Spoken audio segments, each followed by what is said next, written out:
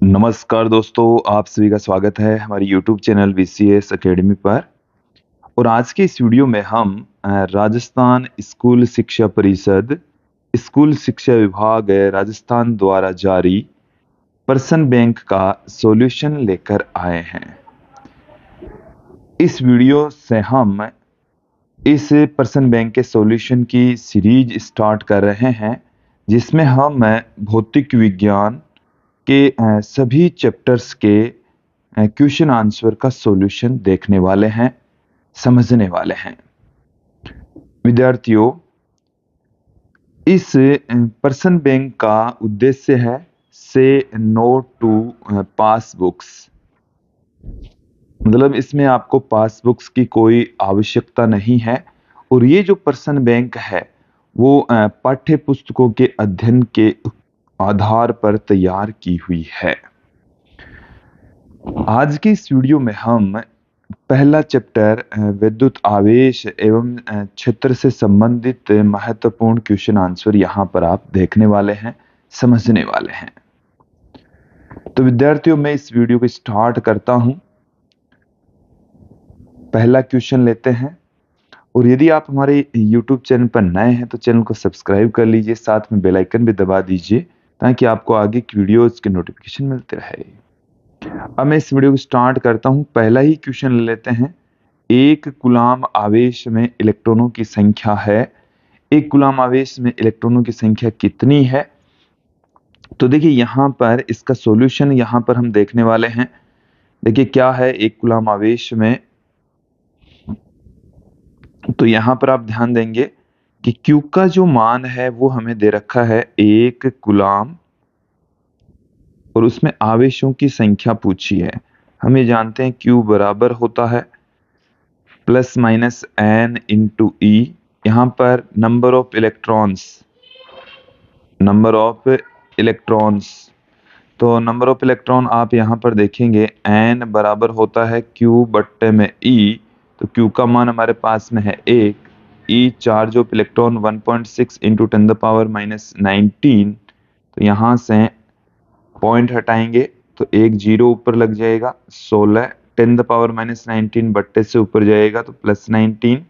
इसको हम 100 बट्टे में 16 गुणा 10 की घात 18 हम पुट कर सकते हैं। n बराबर 6.25 इंटू 10 द पावर 18 ये हमारे पास में प्राप्त हो जाएगा। और ये कई बार पहले भी एग्जाम में पूछा जा चुका है। तो इसका जो सॉल्यूशन मतलब जो आंसर होगा वो ऑप्शन बी के अकॉर्डिंग होने वाला है। नेक्स्ट क्वेश्चन की ओर बढ़ते हैं कि 3 समान आवेश प्रत्येक प्लस क्यू एक ए भुजा वाले समबाहु त्रिभुज के शीर्षों पर रखा हुआ है। तो प्रत्येक आवेश पर कार्यरत बल क्या होगा? प्रत्येक आवेश पर लगने वाला बल क्या होगा? चलिए हम यहाँ पर सर्वप्रथम एक समबाहु त्रिभुज का निर्माण कर लेते हैं। ये हमारे पास में एक समबाहु त्रिभुज है और इस समबाहु त्रिभुज के प्रत्येक शीर्ष के ऊपर यहाँ पर प्लस में क्यों आवेश रखा हुआ है, यहाँ पर भी प्लस में क्यों आवेश रखा हुआ है, यहाँ पर भी प्लस में क्यों आवेश रखा हुआ है। इनकी जो भुजाएं हैं वो ए है। हम किसी एक आवेश पर लगने वाला बल ज्ञात कर लेते हैं। तो देखिए इनको मैं नाम दे देता हूं। इस वाले आवेश की वजह से इस पर लगने वाला जो बल है उसको मैं कह देता हूं F1। और इस वाले आवेश की वजह से जो बल लग रहा है वो हमारे पास में है F2। और दोनों बलों के बीच का क्योंकि समबाहु त्रिभुज में जो एंगल होते हैं वो 60 डिग्री होते हैं, ये वाला जो एंगल है वो हो जाएगा 60 डिग्री। पहले तो हम F1 और F2 की वैल्यू ज्ञात कर लेंगे, फिर हम इन दोनों का परिणामी ज्ञात कर लेंगे। वैसे मैं आपको बता दूं कि F1 और F2 दोनों का परिमाण यहाँ पर समान होने वाला है। तो देखिए 1/4 पाई एप्सिलॉन नॉट मतलब K, Q1 की जगह तो है Q, Q2 की जगह भी है Q बट्टे में R स्क्वायर, तो ये आ जाएगा A स्क्वायर। तो ये आ गया अपने पास में K Q square by A square. ये तो F1 तथा F2 की वैल्यू आ गई है। अब यहाँ पर आप ध्यान देंगे कि हमारे पास में ये जो दोनों फोर्स हैं वो इस तरीके से हैं और ऐसे हैं। ये दोनों के बीच का एंगल 60 डिग्री, एक F1 है, दूसरा F2 है। अब मैं यहाँ पर इनका परिणामी बल फाइंड आउट करना चाह रहा हूं, तो इन दोनों के बीचों बीच होगा, वो है F। वो क्या है? F है। तो देखिए F का मान क्या आएगा? F बराबर F1 square plus F2 square plus 2 F1 F2 cos theta का रूट वैल्यू पुट कर देते हैं। F1 का जो मान है वो हमारे पास में है कि, चलिए मैं यहाँ पर इन दोनों का परिमाण समान है तो F1 की टर्म्स में ही रख देता हूँ। F1 square plus F1 square plus 2F1 F1 कोस 60 डिग्री का रूट, तो यहाँ से 2F1 स्क्वेयर प्लस, देखिए 2F1 स्क्वेयर कोस 60 डिग्री का मान होता है 1/2। कोस 60 डिग्री का मान क्या होगा? 1/2 होगा। तो यहां से ये हमारे पास में आ गया √3 F1। तो इसका जो फाइनल आंसर आएगा वो √3 F1 की जो वैल्यू है वो है KQ square by A square. तो ऑप्शन डी यहां पर सही हो जाएगा। नेक्स्ट क्वेश्चन देखिए कि किसी पिंड को ऋणावेशित किया जा सकता है तो अधिक इलेक्ट्रॉन देने से, बस यही तरीका है कि हम उस पदार्थ को इलेक्ट्रॉन दे देंगे तो वो ऋणावेशित हो जाएगा। क्लियर? जैसे ये हमारे पास में कोई वस्तु है और इस वस्तु को हम यहां से दे रहे हैं कुछ ऋणावेशित इलेक्ट्रॉन।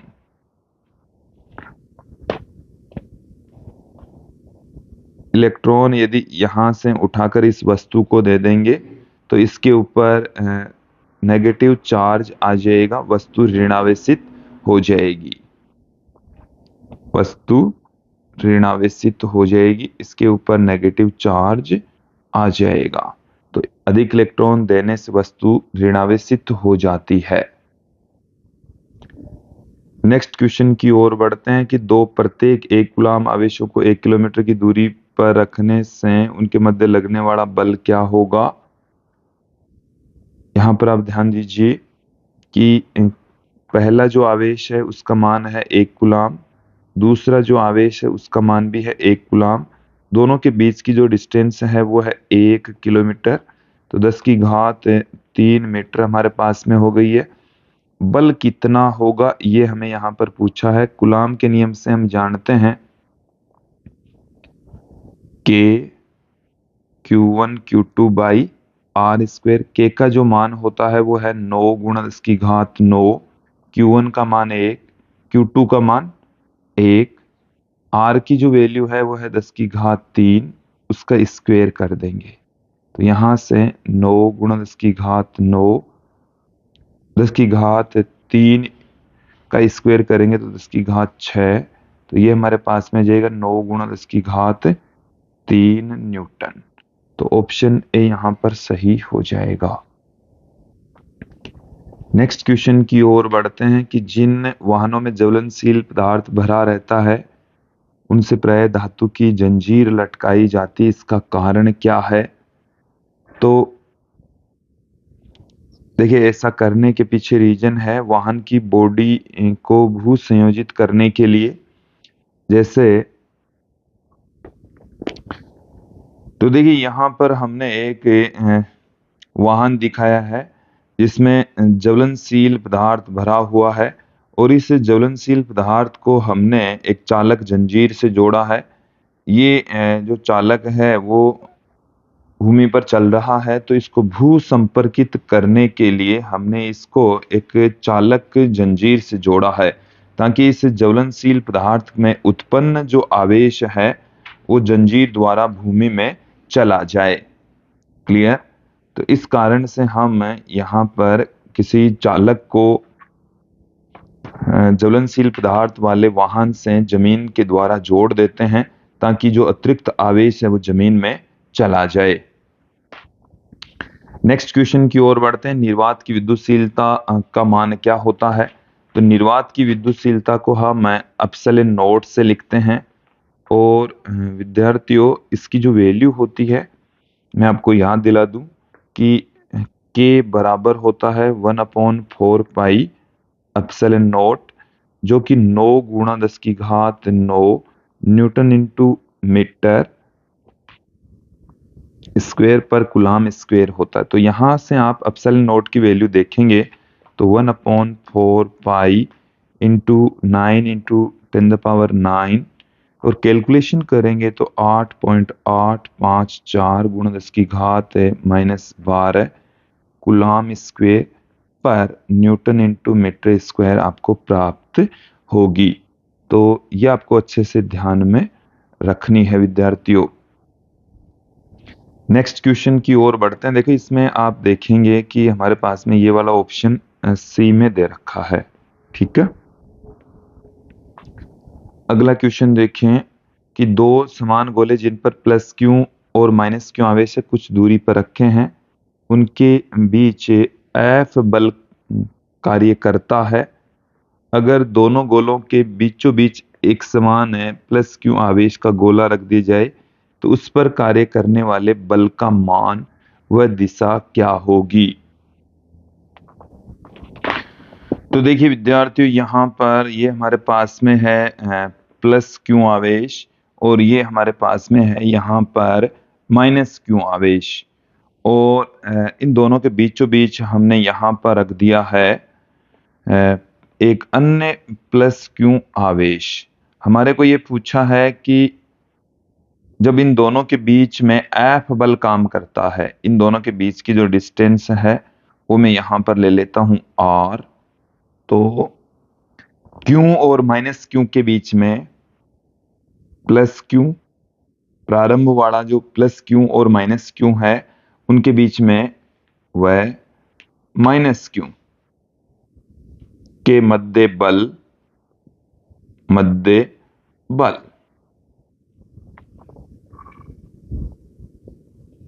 तो मध्य बल तो वो है F, जो कि क्यू बाई आर स्क्वायर के इक्वल है।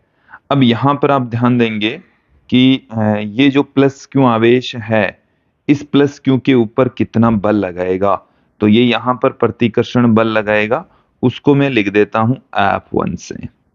इसी प्रकार से ये जो माइनस क्यू है इस बीच में रखे प्लस क्यू के ऊपर भी एक बल लगाएगा, आकर्षण बल लगाएगा, उसको मैं लिख देता हूं F2 से। यहां पर इन आवेशों की मध्य वाले आवेश से जो डिस्टेंस है वो आधी हो जाएगी, दूरी है वो r/2 हो जाएगी, पहले की तुलना में आधी हो जाएगी। तो यहां पर F1 की वैल्यू निकाल देते हैं तो KQ स्क्वेयर बाई r/2 का होल स्क्वेयर। तो यहां से ये हमारे पास में आ गया 4 गुणा KQ square by r square, तो ये आ गया 4 इंटू F। इसी तरीके से F2 तो KQ स्क्वेयर बाई r/2 का होल स्क्वेयर बराबर 4 गुणा में KQ square by r square, ये आ गया 4F। और यहां पर मध्य में रखे प्लस क्यू आवेश पर कुल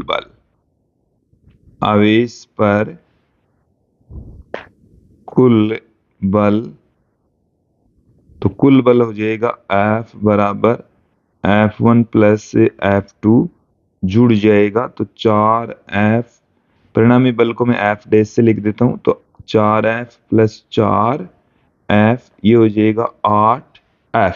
और इसकी जो डायरेक्शन है वो प्लस क्यू से माइनस क्यू की ओर होगी, तो माइनस क्यू की तरफ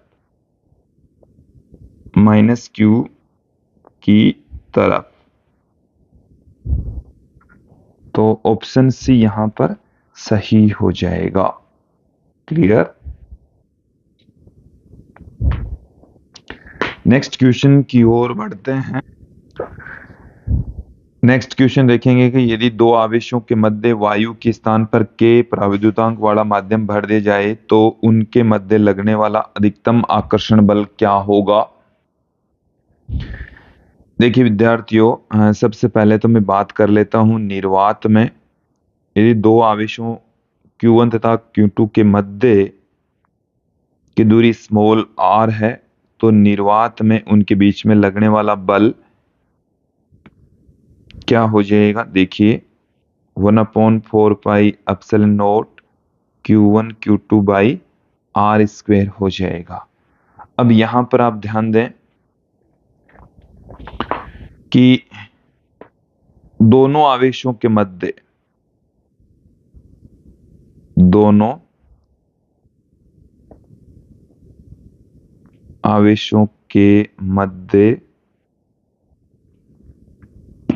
के परावैद्युतांक वाला माध्यम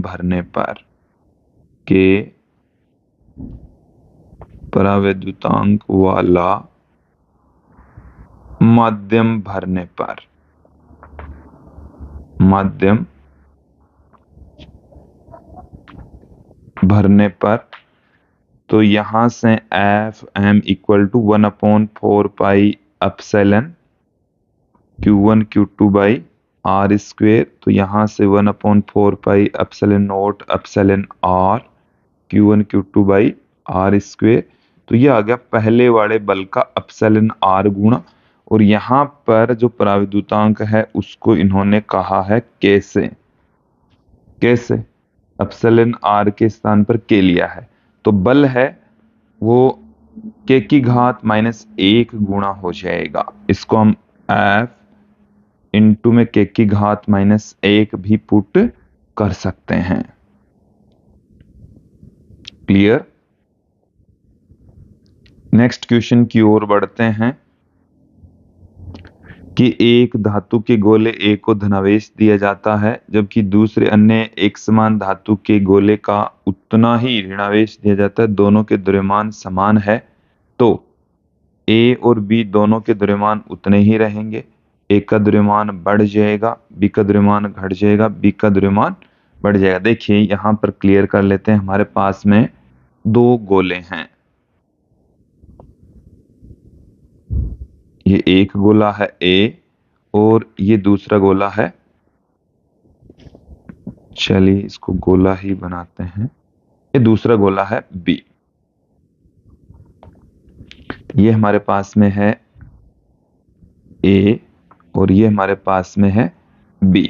दोनों का द्रव्यमान समान है, लेकिन जैसे ही हम A को धनावेश दे रहे हैं, A को धनावेश देने का मतलब है इसमें से इलेक्ट्रॉन बाहर निकले हैं, और इलेक्ट्रॉन बाहर निकले हैं तो द्रव्यमान में कमी आ जाएगी, द्रव्यमान में कमी आएगी क्योंकि इलेक्ट्रॉन इसमें से बाहर निकले हैं। ठीक है। और इसको ऋणावेश देने का मतलब है इसको हमने इलेक्ट्रॉन दिए हैं तो द्रव्यमान बढ़ जाएगा, द्रव्यमान बढ़ जाएगा। तो एक को हमने धनावेश दिया है तो एक के द्रव्यमान में कमी आएगी, और तो यहां पर ऑप्शन डी सही हो जाएगा, क्योंकि यहां पर इसका रीजन भी आप देख लें, क्योंकि इलेक्ट्रॉन बाहर निकलते हैं और इलेक्ट्रॉन बाहर निकलते हैं तो द्रव्यमान में कमी आती है, m में कमी आएगी। इसी प्रकार से यहां पर क्या होगा, क्योंकि इलेक्ट्रॉन दिए गए हैं जिससे द्रव्यमान बढ़ जाएगा, जिससे द्रव्यमान बढ़ जाएगा, द्रव्यमान इंक्रीज हो जाएगा। क्लियर।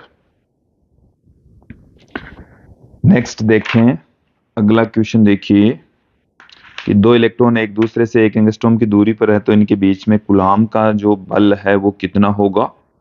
तो देखिए यहाँ पर Q1 बराबर हमें दे रखा है 1.6 इंटू 10⁻⁻19 कूलाम, और Q2 भी इतना ही दे रखा है, माइनस में 1.6 गुणा 10⁻⁻19 कूलाम, और दोनों के बीच की जो डिस्टेंस दे रखी है वो 1 एंगस्ट्रॉम मतलब 10⁻⁻10 मीटर। तो बल कितना होगा ये हमें यहाँ पर पूछा है। तो F बराबर 1/4 pi epsilon not Q1 Q2 by R square, 9 गुणा 10⁻9। Q1 का जो मान है वो है 1.6 गुणा 10⁻⁻19। Q2 का मान भी उतना ही है 1.6 गुणा 10⁻⁻19 बट्टे में 10⁻⁻10 का होल स्क्वेयर। तो यहाँ से देखिए क्या आ जाएगा, 9 गुणा 1.6 गुणा 1.6 गुणा 10⁻, हमारे पास में प्लस की 9 माइनस की 19 और बट्टे वाली घात ऊपर जाएगी तो प्लस में 20। तो हमारे पास में माइनस की 38 है, प्लस की 29 है, तो 10⁻9 रह जाएगा। तो 9 गुणा 2.56 गुणा 29 38, तो ये प्लस की माइनस की, देखिए इनकी कैलकुलेशन करेंगे तो हमारे पास में फाइनल आंसर इसका हमें प्राप्त हो जाएगा। तो ऑप्शन ए यहां पर सही होने वाला है विद्यार्थियों। आगे बढ़ते हैं कि जब किसी उदासीन धातु की प्लेट से 10⁻19 इलेक्ट्रॉन निकाल दिए जाएं तो इस पर विद्युत आवेश होगा। यहाँ पर हमें नंबर ऑफ इलेक्ट्रॉन्स दे रखा है 10⁻19 और Q हमें यहाँ पर पूछा है। हम क्या जानते हैं, Q बराबर N इंटू E, और देखिए यहाँ पर प्लस माइनस NE होता है। इलेक्ट्रॉन बाहर निकलने पर धनावेश आएगा, इलेक्ट्रॉन बाहर निकलने पर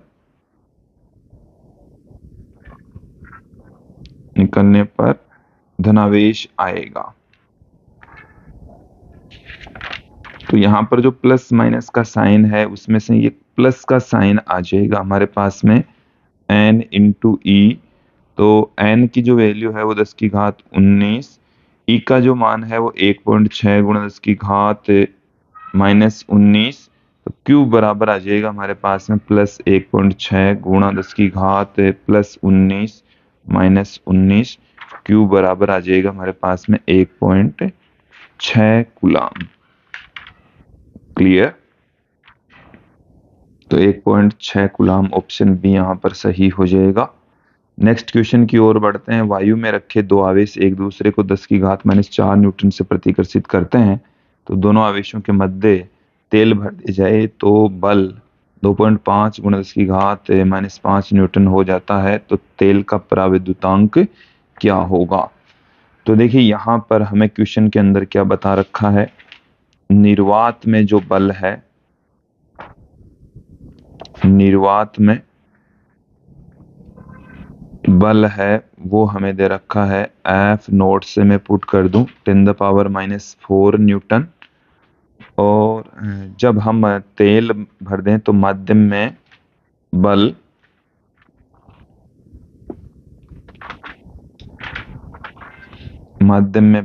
F m से हम उसको पुट कर दें तो 2.5 गुणा 10⁻⁻5 न्यूटन हो जाता है।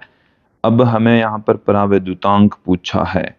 तो विद्यार्थियों, माध्यम में लगने वाला बल निर्वात में लगने वाले बल तथा पराविद्युतांक के अनुपात के बराबर होता है, या यहाँ से आप एप्सिलॉन R बराबर पुट कर सकते हैं निर्वात में लगने वाला बल तथा माध्यम में लगने वाले बल के अनुपात के बराबर।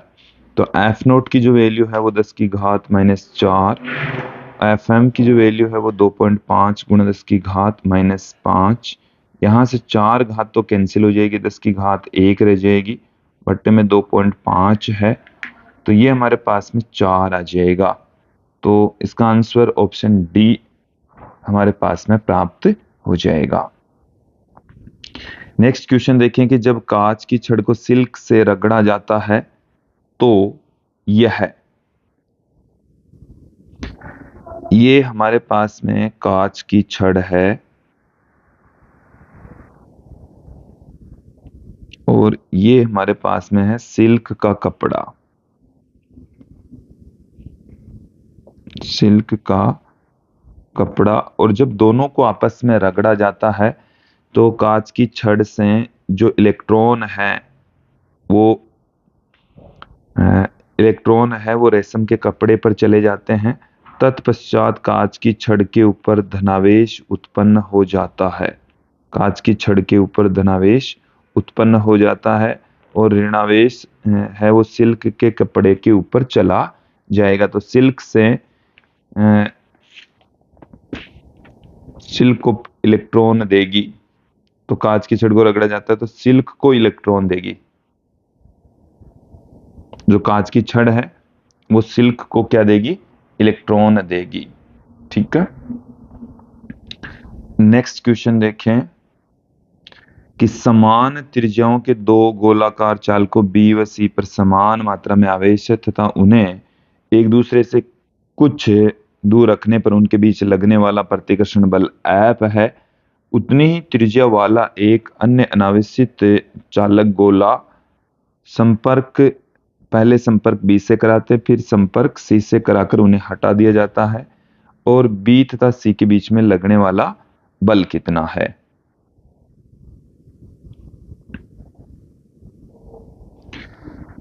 देखिए यहां पर आप ध्यान देंगे, हमारे पास में ये एक गोला है बी और ये एक गोला है सी, दोनों के ऊपर समान परिमाण में आवेश है। इस गोले के ऊपर भी प्लस क्यू, इस पर भी प्लस क्यू, तब दोनों के बीच में प्रतिकर्षण बल F काम करता है, जो कि क्यू बट्टे में आर स्क्वायर कूलाम के नियम से काम करेगा।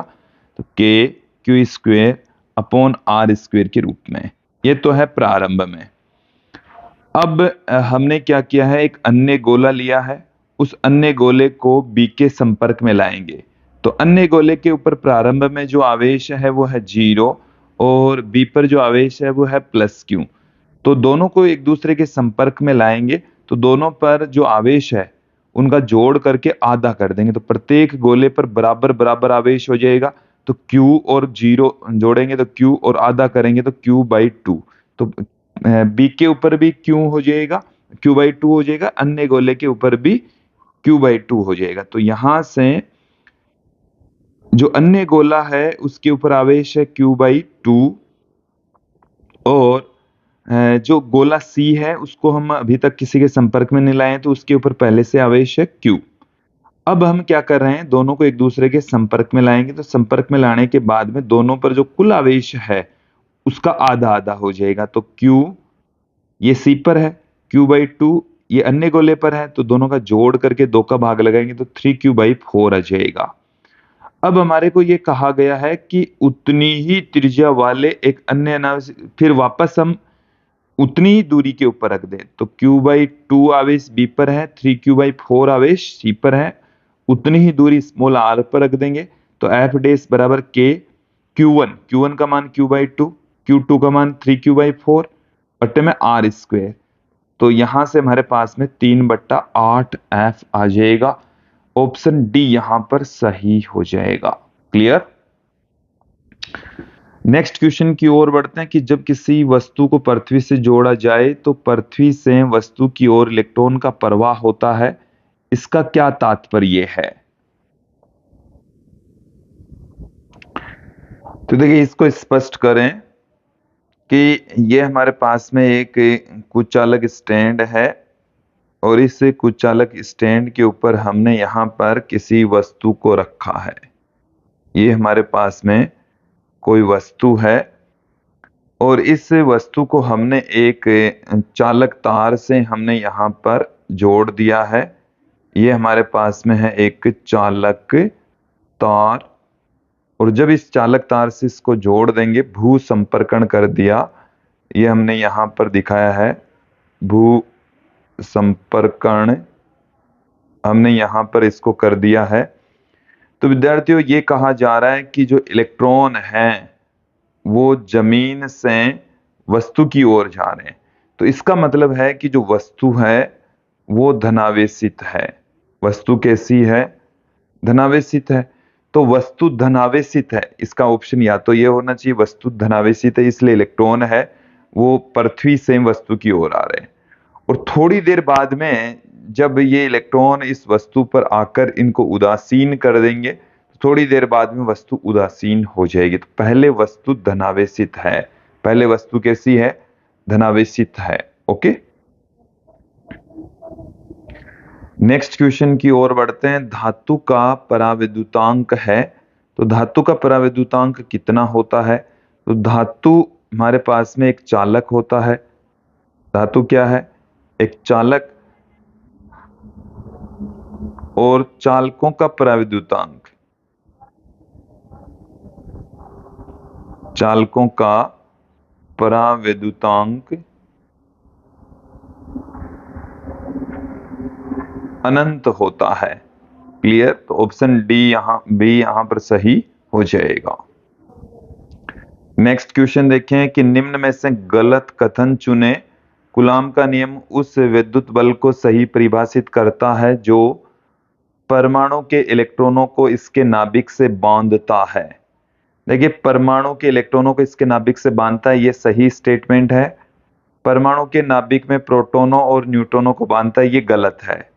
परमाणुओं को परस्पर बांधकर अणु बनाता है, अणु और परमाणुओं को परस्पर बांधकर ठोस बनाता है।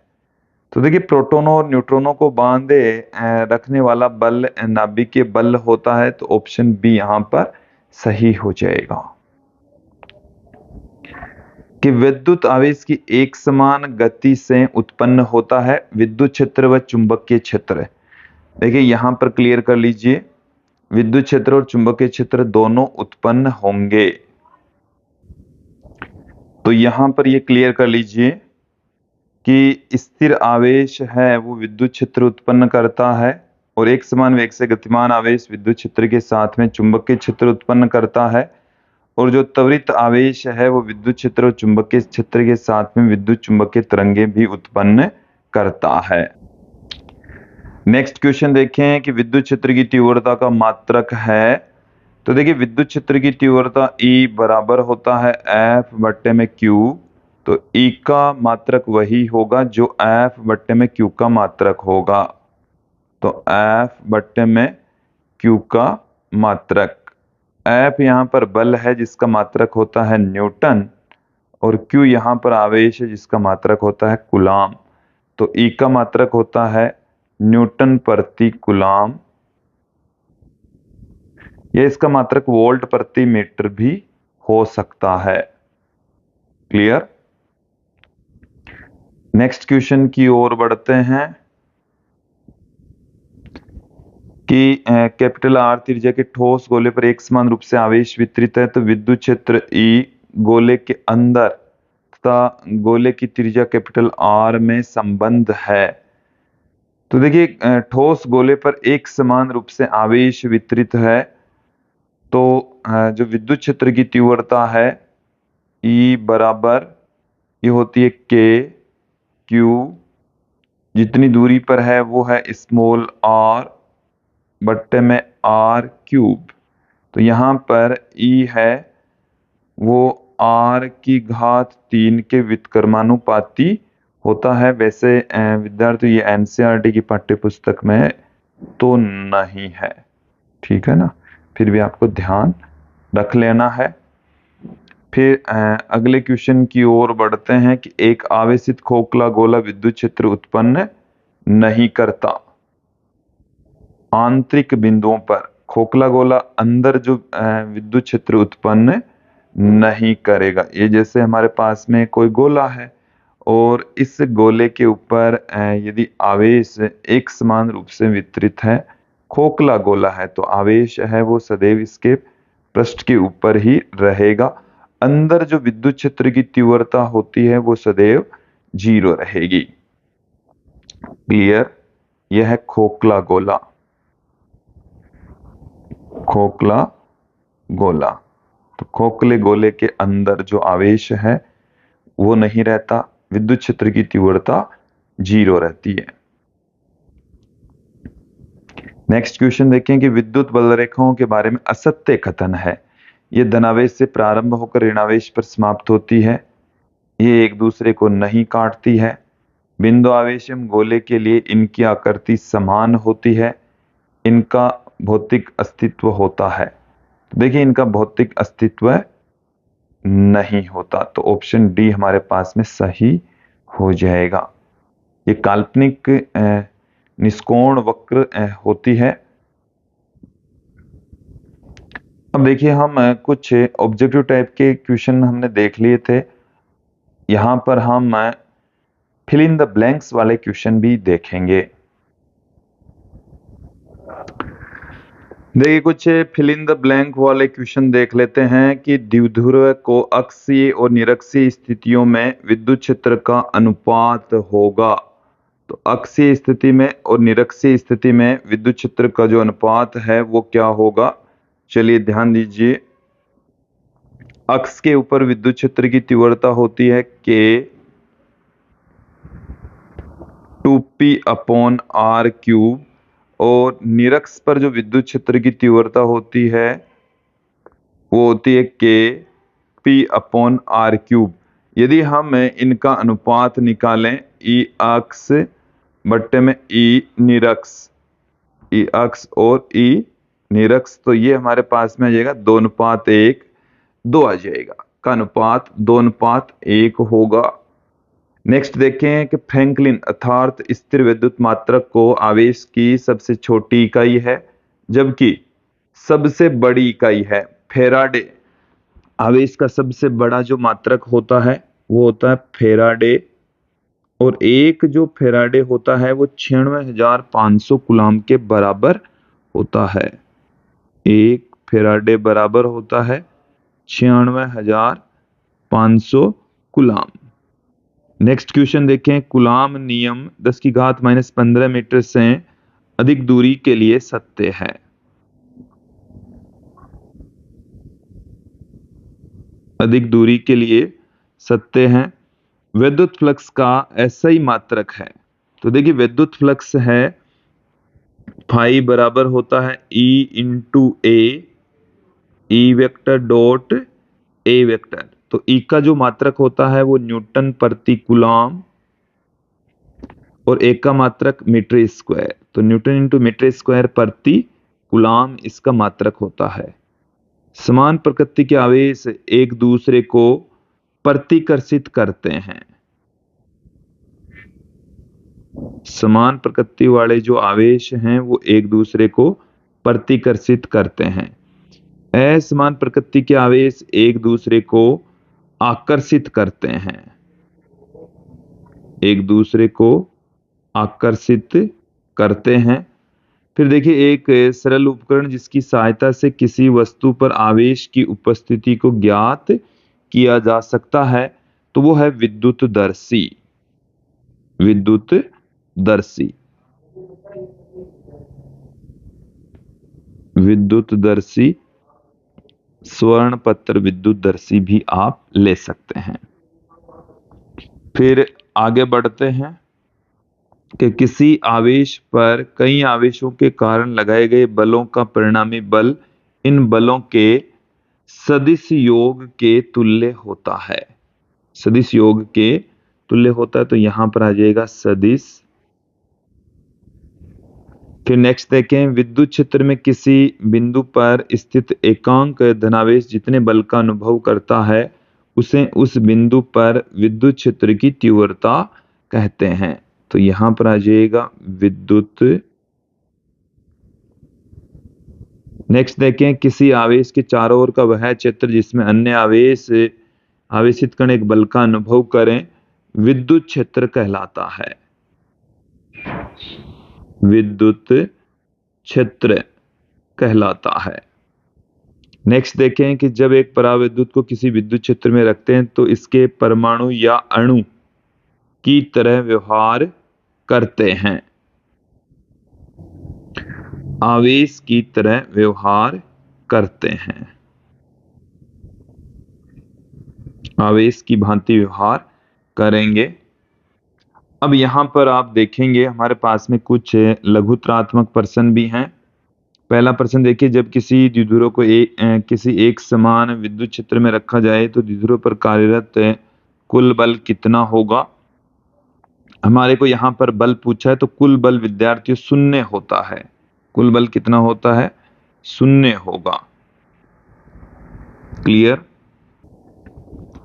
तो देखिए हमने यहाँ पर एक डायग्राम के जरिए भी समझाया है कि ये हमारे पास में एक समान विद्युत क्षेत्र E है। इसमें हमने ये एक विद्युत द्विध्रुव है जिसमें प्लस Q माइनस Q आवेश हैं। दोनों आवेशों के बीच की डिस्टेंस 2a है।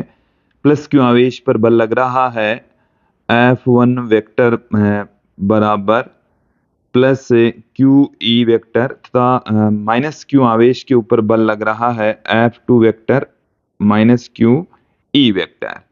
तो यहाँ पर आप ध्यान दें कि इस प्लस Q आवेश के ऊपर लगने वाला जो बल है वो हमारे पास में है F1 वेक्टर बराबर प्लस QE, और इस माइनस Q आवेश पर लगने वाला बल है माइनस में QE वेक्टर। तो दोनों पर लगने वाला जो परिणामी बल है उनका सदिश योग हो जाएगा जो कि शून्य आ जाएगा। फिर इसी तरीके से इनके ऊपर बल आघूर्ण की बात करूं तो जो बल आघूर्ण है वो टो बराबर पी ई साइन थीटा या टो वेक्टर बराबर P vector cross E vector हो जाएगा। नेक्स्ट क्वेश्चन की ओर बढ़ते हैं कि एक चालक की सतह पर विद्युत क्षेत्र की तीव्रता उस बिंदु पर किसके समानुपाती होती है। तो किसी चालक की सतह पर विद्युत क्षेत्र की तीव्रता का फॉर्मूला हम क्या है जानते हैं। विद्युत क्षेत्र की तीव्रता बराबर चालक की सतह पर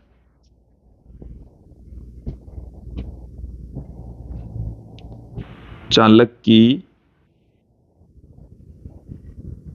सतह पर E वेक्टर बराबर हम जानते हैं sigma upon epsilon not an cap. तो यहां से जो E है वो सिग्मा के समानुपाती होता है। अब ये जो सिग्मा है वो खुद Q अपॉन में 1 के बराबर होता है, तो E है वो आवेश के भी समानुपाती होता है। तो यहां से हमारे पास में दो रिजल्ट निकलेंगे कि जो विद्युत क्षेत्र की तीव्रता है वो पृष्ठीय आवेश घनत्व के तथा पृष्ठ पर उपस्थित आवेश के दोनों के ही समानुपाती होती है। क्लियर। नेक्स्ट क्वेश्चन की ओर बढ़ते हैं कि विद्युत क्षेत्र की दिशा सदैव किसकी ओर होती है। किसकी ओर होती है ये हमें यहां पर पूछा गया है। तो देखिए धनावेश से दूर की ओर, ऋणावेश के पास की ओर किसकी ओर होती है। तो ऋणावेश के पास की ओर, पास की ओर, या आप कह सकते हैं धनावेश से दूर की ओर, धनावेश से दूर की ओर। क्लियर। तो आपके पास में यदि कोई आवेश हैं, जैसे ये हमारे पास में दो आवेश हैं और इनमें से एक के ऊपर है धनावेश, एक के ऊपर है धनावेश और दूसरे के ऊपर है ऋणावेश। ठीक है, एक के ऊपर है धनावेश इस तरीके से, दूसरे के ऊपर इस तरीके से ऋणावेश है। तो विद्युत क्षेत्र की जो डायरेक्शन है वो धनावेश से ऋणावेश की ओर होगी। क्लियर। धनावेश से ऋणावेश की ओर होती है, या केवल अकेला धनावेश है तो उससे दूर की ओर होगी, और केवल अकेला ऋणावेश है तो उसके पास की ओर होगी। क्लियर। तो ये सारी चीजें क्लियर हो जानी चाहिए। ओके। नेक्स्ट क्वेश्चन की ओर बढ़ते हैं कि एक छोटे विद्युत द्विध्रुव के लिए अक्षीय स्थिति में विद्युत क्षेत्र की तीव्रता निरक्षीय स्थिति में विद्युत क्षेत्र की तीव्रता की कितनी गुणी होती है। ये क्वेश्चन हम पहले भी देख चुके हैं। तो देखें, एक छोटे द्विध्रुव के लिए अक्षीय स्थिति में विद्युत क्षेत्र की तीव्रता निरक्षीय स्थिति पर विद्युत क्षेत्र की तीव्रता की कितनी गुणी होती है, ये हमें यहाँ पर पूछा गया है। तो हमने ये पहले भी देख लिया था, 2 गुनी होती है। आगे पूछा है एक इलेक्ट्रॉन का द्रव्यमान बताइए। मास ऑफ इलेक्ट्रॉन ये 9.1 इंटू 10⁻³ किलोग्राम होता है। फिर देखिए विद्युत द्विध्रुव के कारण से इसकी अक्ष पर स्थित किसी बिंदु पर विद्युत क्षेत्र की तीव्रता कितनी होती है। तो अक्ष पर उत्पन्न विद्युत क्षेत्र की तीव्रता का फॉर्मूला होता है 1/4 पाई एप्सिलॉन नॉट 2p/r³। ये हमारे पास में अक्ष पर उत्पन्न विद्युत क्षेत्र की तीव्रता का सूत्र होता है। नेक्स्ट क्वेश्चन की ओर बढ़ते हैं। निर्वात की विद्युतशीलता का मात्रक लिखिए। निर्वात की विद्युतशीलता एप्सिलॉन नॉट बराबर 8.854 × 10⁻⁻12 कूलाम स्क्वायर प्रति न्यूटन इंटू मीटर स्क्वायर। तो एप्सिलॉन नॉट का जो मात्रक है वो हमारे पास में है कूलाम स्क्वायर प्रति न्यूटन इंटू मीटर स्क्वायर। तो इसे आप अच्छे से ध्यान में रखेंगे। नेक्स्ट क्वेश्चन की ओर बढ़ते हैं कि एक इलेक्ट्रॉन तथा एक प्रोटॉन समरूपी विद्युत क्षेत्र में उपस्थित है, उसमें उत्पन्न त्वरण का अनुपात बताइए। देखिए एक समान विद्युत क्षेत्र को हम E लेकर चल रहे हैं। तो सबसे पहले हम बात करेंगे इलेक्ट्रॉन पर बल। इलेक्ट्रॉन पर लगने वाला बल कितना होगा, तो Fe बराबर Q इंटू E होता है। तो इलेक्ट्रॉन का जो बल है वो आ जाएगा, आवेश है वो E आ जाएगा। और यदि हम इसके परिमाण की बात करें तो E इंटू E हो जाएगा। फिर इसी तरीके से प्रोटॉन पर बल, प्रोटॉन पर बल को हम Fp से पुट कर दें तो प्रोटॉन का आवेश भी इलेक्ट्रॉन के आवेश के बराबर ही होता है। उत्पन्न त्वरणों का अनुपात पूछा है। तो एक अन्य बल यहाँ पर और काम करता है m इंटू ए। तो इलेक्ट्रॉन का द्रव्यमान me और उसका त्वरण ae। इसी तरीके से ये जो बल होगा mp AP। क्लियर। तो विद्युत बल दोनों के ऊपर समान है। तो हमारे को यहाँ से AE और AP इन दोनों का अनुपात निकालना है। तो AE बराबर आ गया E इंटू E बट्टे में ME। यहाँ से AP बराबर आ गया E इंटू कैपिटल E बट्टे में MP। क्लियर। तो AE बट्टे में AP बराबर आ गया E इंटू कैपिटल E बट्टे में ME upon E into capital E बट्टे में MP। तो ये आ गया MP बट्टे में ME। और हम ये जानते हैं कि MP है वो बड़ा होता है ME से। तो यहाँ पर AE बड़ा होगा AP से। ठीक है। हमारे को यहाँ पर केवल रेशियो पूछा था। तो रेशियो हमारे पास में आ जाएगा mass of proton upon mass of electron. Clear. Next question देखिए कि जब एक प्रेक्षण आवेश को अनंत से किसी विद्युत द्विध्रुव के लंबवर्धक के अनुदिश लाया जाता है तो किया गया कार्य क्या होगा। वैसे तो ये जो क्वेश्चन है वो सेकंड चैप्टर से है, फिर भी आप देख लीजिए यहाँ पर भी विभवांतर बराबर क्या होता है। विभवांतर बराबर होता है कार्य बट्टे में आवेश। तो कार्य बराबर आ जाएगा Q इंटू विभवांतर। और विद्युत द्विध्रुव के लंबवर्धक के ऊपर जो विभव होता है वो 0 होता है। तत्पश्चात विभवांतर 0 होगा, किया गया कार्य भी 0 होगा। नेक्स्ट क्वेश्चन है कूलाम का नियम लिखिए। तो देखिए क्या है कि दो स्थिर बिंदुत आवेशों के मध्य लगने वाला जो विद्युत बल है वो दोनों आवेशों के परिमाणों के गुणनफल के समानुपाती तथा उनके मध्य की दूरी के वर्ग के व्युत्क्रमानुपाती होता है। यही हमारे पास में है कूलाम का नियम। नेक्स्ट क्वेश्चन की ओर बढ़ते हैं। आदर्श विद्युत द्विध्रुव किसे कहेंगे? नेक्स्ट क्वेश्चन देखेंगे, आदर्श द्विध्रुव किसे कहते हैं? तो देखिए आदर्श द्विध्रुव हम जब Q का मान अनंत हो, Q क्या हो? अनंत हो, तथा आवेशों के बीच की जो डिस्टेंस है जिसे हम 2a से लिखते हैं ये बहुत कम हो, तब उस विद्युत द्विध्रुव को हम आदर्श द्विध्रुव कहेंगे। ये आदर्श द्विध्रुव के लिए कंडीशन है। आदर्श विद्युत द्विध्रुव के लिए आवेशों का परिमाण बहुत अधिक होना चाहिए और उनके बीच की जो डिस्टेंस बहुत कम होनी चाहिए। नेक्स्ट क्वेश्चन देखें, विद्युत द्विध्रुव आघूर्ण का मात्रक लिखिए। तो देखिए विद्युत द्विध्रुव आघूर्ण को हम P से पुट करते हैं जो कि Q इंटू 2a के बराबर होता है। तो P का मात्रक वही होगा जो Q इंटू 2a का मात्रक होगा। Q इंटू 2a का मात्रक होगा। तो Q इंटू 2a का जो मात्रक है वो देखिए क्या है, कूलाम इंटू मीटर।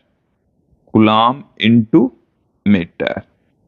तो ये कुछ शॉर्ट आंसर टाइप की क्वेश्चंस थे।